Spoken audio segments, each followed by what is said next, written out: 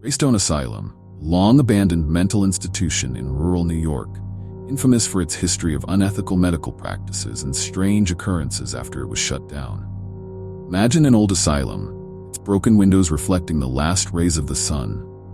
Birds avoid the place. Not a single sound can be heard, except for the occasional creak of rusted iron gates. Graystone Asylum stands frozen in time, abandoned for over 50 years, and haunted by the unspeakable horrors that occurred within its walls. Legend has it that whoever enters never leaves the same.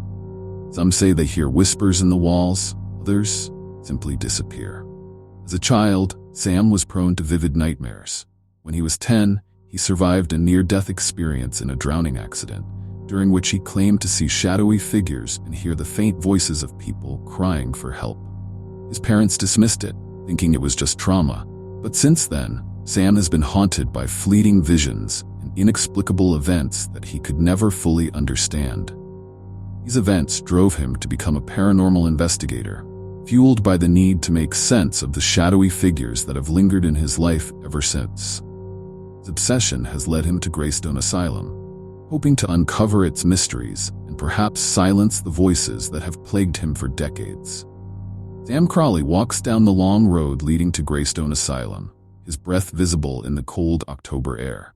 Armed with nothing more than a flashlight, tape recorder, and an old video camera, he approaches the gates of the asylum. Despite his reputation as a paranormal investigator, Sam is nervous. Graystone is different. This place has a reputation not just as a haunted asylum, as a place where people disappear. He tried to brush it off as urban legend, but deep down, something about Graystone felt too real to ignore. The asylum looms large as he pushes the rusted gates open with a loud creak. Sam hesitates before stepping inside, feeling a cold gust of wind against his back. His instincts scream at him to leave, but the pull is too strong. He has to know what's inside. He steps forward, and the gates close behind him with a loud bang, making him jump. He's inside now, and there's no turning back. Sam had done his research. Graystone Asylum was built in the late 1800s and became infamous in the 1930s for unethical medical practices.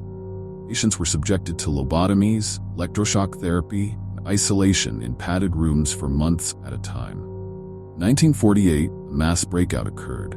Patients and staff were found dead, mutilated, or simply vanished without a trace. The asylum was shut down soon after, but the disappearances never stopped. People who came to investigate the asylum or dared to spend the night often disappeared. Others came out shaken, rambling about voices, shadows, and things that followed them home. Inside the asylum, the air is thick with dust and the stench of mildew. Sam's flashlight flickers as he walks through the main hall. The sound of his footsteps echoes ominously. He stops at the first room, a former patient cell, with rusted metal beds and worn-out leather straps still attached to them. Sam runs his fingers over the bed, thinking about the horrors the patients must have endured here.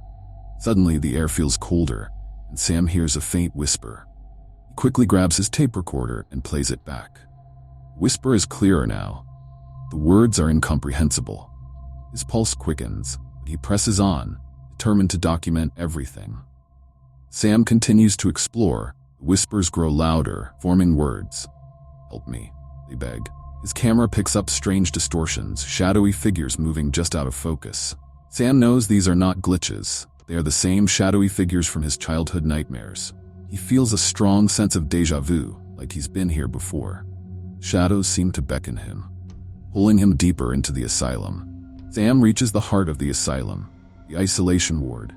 Here, the walls are covered in scratches, and strange symbols are etched into the floor. His camera goes haywire, picking up images of a young girl in a white hospital gown.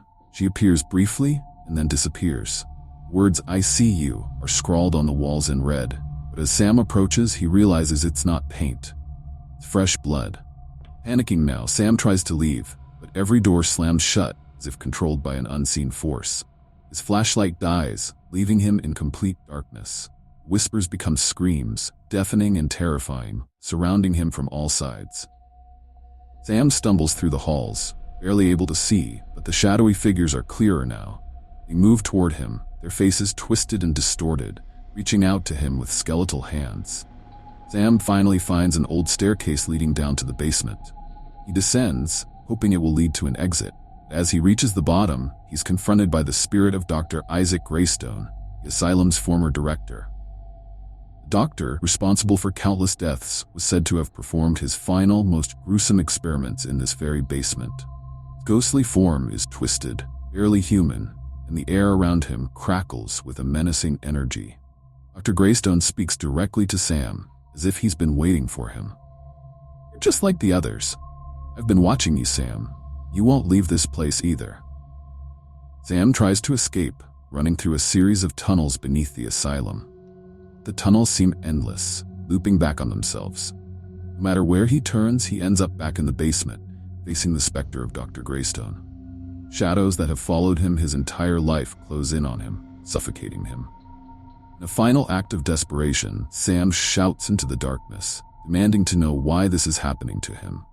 Shadow figures whisper back, "You've always belonged here. You were never meant to leave." Suddenly, Sam's flashlight flickers back on, and he finds himself standing at the gates of the asylum again. He turns around, expecting to see the asylum, but there's nothing behind him, just an empty field. Confused and shaken, he looks down at his camera. Tape inside is missing, and the time is 3 hours earlier than when he first entered the asylum. Did he imagine everything? As Sam walks back to his car, he feels a presence behind him. Turns around, but no one is there. But as he drives away, his rear-view mirror reveals a shadow sitting in the back seat. Shadow of Dr. Graystone. Some places are better left unexplored. Curiosity can lead you to dark places where you might not return the same, or at all.